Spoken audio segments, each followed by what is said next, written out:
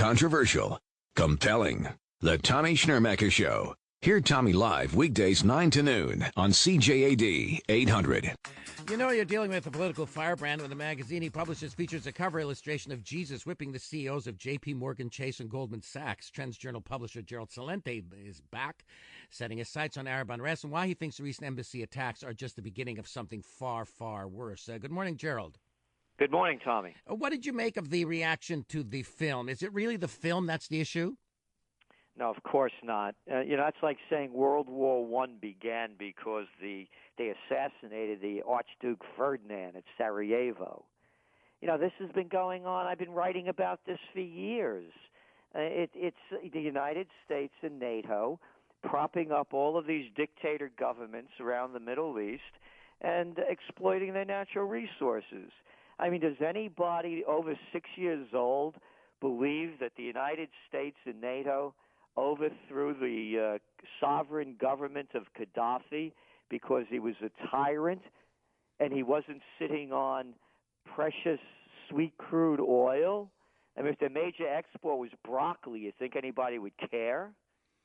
What about the situation when the American government went to Bosnia to help Muslims? Well, again, it was another situation in the breakup of the socialist, last socialist standing government in Europe, between Europe and what was formerly the East. And, they had no place there. They had to capitalize it and capitalizing on it. So, again, this is something I wrote about in one of my books, Trends 2000, back in the 1990s. And I coined the term Crusades 2000. This is what I wrote. The seeds of the new crusade was sown in areas of Africa, the Middle East, Eastern Europe, and Asia. Throughout the Muslim world, devout masses, politically repressed and impoverished, were rising up against their endemically corrupt and inefficient secular governments with their pro-Western alliances. Imperialism, directly or indirectly, took the blame for the poverty, the lack of opportunity, and the social and moral decay. Disenfranchised, desperate, politically powerless, Muslims in many countries look to charismatic clerics to change their destiny. Tommy, I wrote that in 1995 and said this would happen in the beginning of the new millennium. 514-790-0991. Star Talk. Text your comment to 514-800. Gerald, if it's a bad idea to prop up the dictators that you mentioned, and we know, whether it's Saddam Hussein, Mubarak, Gaddafi, Assad, if it's a bad idea to do that, it's a bad idea to topple them. What would be the right policy for America to have? To stay out of their business. How about let's pretend. We'll call it the BRIC coalition, Brazil, Russia, India, China, and now South Africa. And they don't like what's going on in the United States, how they raped the Constitution, how they stole the people's money and gave it all to the rich bankers. And how this United States goes into foreign countries and occupies them. First they invade them, then they occupy them, and then they destroy them. Suppose they came over here. What right does anybody have to overthrow the tyrants of the United States? It's our business. And it's the same thing. Where do these people, who put this idea in their head that they're better than anybody else, and the English, the Canadians, the French, the United States, these great Western imperialists have the right to go into someone else's country and tell them what to do? 514-790-0991. A text question for you, Gerald. Your questions for Gerald Celente. You can give us a call. Speak to him directly at 514-790-0991. Send a text question or comment to 514-800. This text question for you, Gerald. When will Saudi Arabia revolt? The people in Saudi Arabia. It's already happening.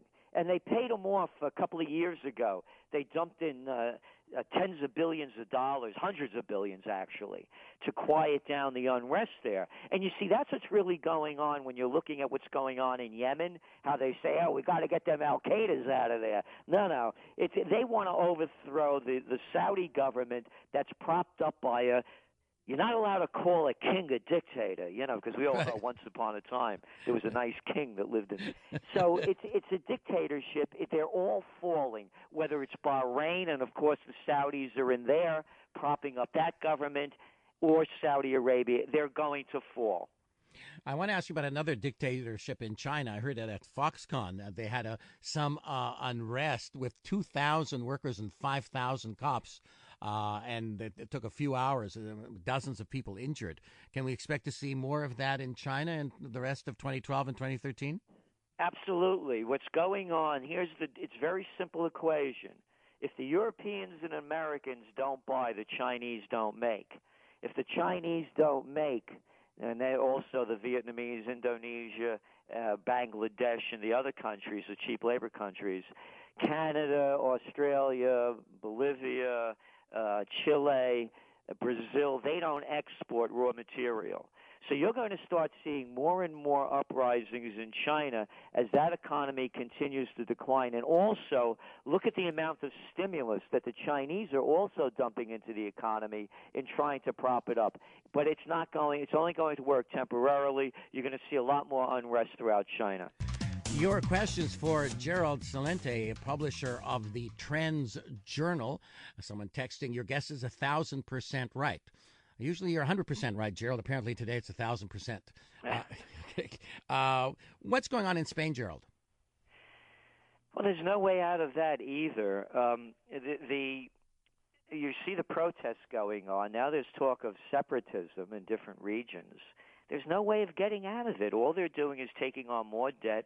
And again, let's make this 100% straight so everybody understands it. All of this bailout money is going directly into the banks. The banks are then paying investors, quote, investors, I love that term, the hedge funds, the banks, the other banks around the world that made bad bets in Spanish real estate, and they're paying them off. And because they're members of the White Shoe Boy Club, financiers are different than the mafia. They have nicer names. They also get interest on their investments. And the important thing to watch and listen to right now coming out of Europe is what Hollande is pushing for with Merkel, and they're going to do it, and that is to centralize all of the banking power into Brussels. So effectively, Europe will be run by the banking system right out of Brussels. There'll be no more mask that there are sovereign nations. What about what's happening in France? They're saying that millionaires will pay a 75% tax. Is that going to make any difference? Not really. To an extent it will. But, you go back to the Eisenhower's years in the United States, it was 90%. And when you're looking at people, that are making, these people that are complaining that they're getting taxed and the kind of money that they're making, when is enough? I guess, when you're a money junkie, it's no different than being a heroin addict or hooked on meth or cocaine. A junkie is a junkie. And these are money junkies. So God forbid, they're not worth tens of billions of dollars, and they could lose a couple of billion here or there. So no, in the long run, it's really not going to make any difference. It's more about press than fact, because when you look at how much is coming from them, it's a very, very small percentage of the GDP. What about in your country, this financial cliff? Are they going to just say, well, we said we'd make all these cuts, but not now, maybe later? They're going to make cuts, and they probably won't make enough. They're going to wait till after the election, as the deal had been cut last year when the United States was downgraded its debt, and they'll cut back more from the average person's life. And the talks they're cutting about in the military amount to virtually nothing. $50 billion a year when you're looking at combined defense and defense-related expenditures at over $1.2 trillion. So, yeah, they'll do something, but let's make this really clear, Tommy, that everything the politicians do ends up in failure. They just withdrew the 33,000 extra troops that Obama sent in 2009 on the troop surge in Afghanistan. What did the troop surge accomplish? How about other than killing more people, getting our people killed more, and increasing the amount of hate toward the United States and destroying more of Afghanistan. It did nothing of what they said it would accomplish, and that's the point. Everything they touch, they turn to failure. If anybody could show me healthcare, education, economics, geopolitics, where they have done something, or starting that wonderful little war in Libya that's now a civil war, why are they going to fix the economic problem? Of course there's going to be a fiscal cliff. 514-790-0991. Susan and John have questions. This interesting text question. What gives America the right to be the world's police? Under the pretext of terrorism and giving freedom to the world, America does her business. It's all about money. And someone asking, Gerald, if it's still good to buy energy, stock, and gold. His answer to those questions. My guest, TrendsJournal publisher Gerald Celente. Gerald, I'm just curious, where were you when you heard that Tim Pawlenty got a new job for about $2 million a year as the number one lobbyist for the banks? How about maybe we could call him Plenty of BS? Okay.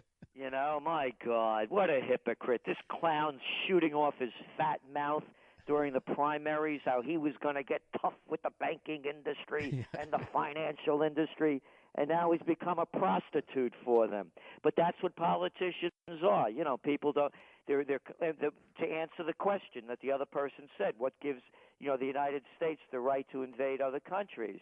This is a psychology of psychopaths, and that's all they are. And people don't want to face up to who these politicians are. As I've said over and over again, they're the same people you couldn't stand in high school and college that wanted to be class president and head of the student council. The suck-ups, the brown-nosers, the insincere, and the overly ambitious. They follow their career paths. They only care about themselves. Of course Pawlenty would do it because of who he is. This text says, I'm hearing a lot of negative and bashing our current democratic system. No concrete answers or ideas to make it better. Oh, I have concrete answers and ideas. Oh, yeah. Number one, bring all the troops home. Number two, it's not a democracy, little boys and girls.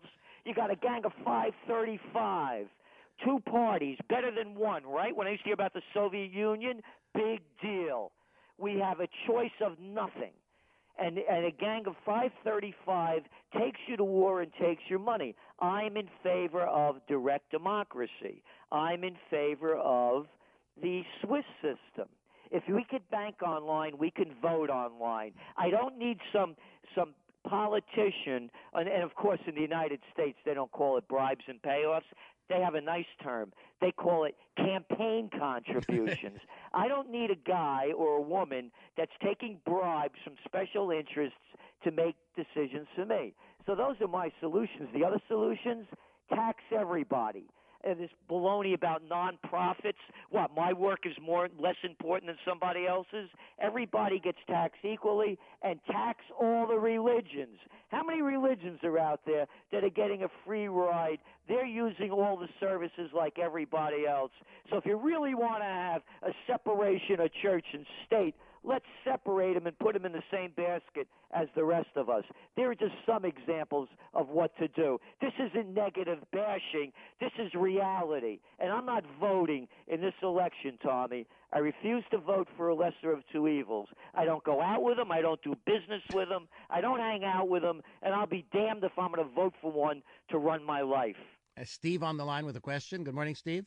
Yeah, good morning. I just wanted to ask him about Romney's economic plan of cutting $5 trillion in taxes, lowering the corporate tax, increasing military spending by $2 trillion. How's he going to balance the budget with that kind of plan? Thanks, He's Steve. not. It's all talk. It's not a real plan. There's all BS from both sides. Anybody that watched those conventions, could see it. It was a cross between an NFL Super Bowl halftime show and a mega church revival meeting. This is all just nothing. It's all show. It's the presidential reality show. And Tommy, on that other person's question about energy and gold, I don't give financial advice. I'm not sure about energy.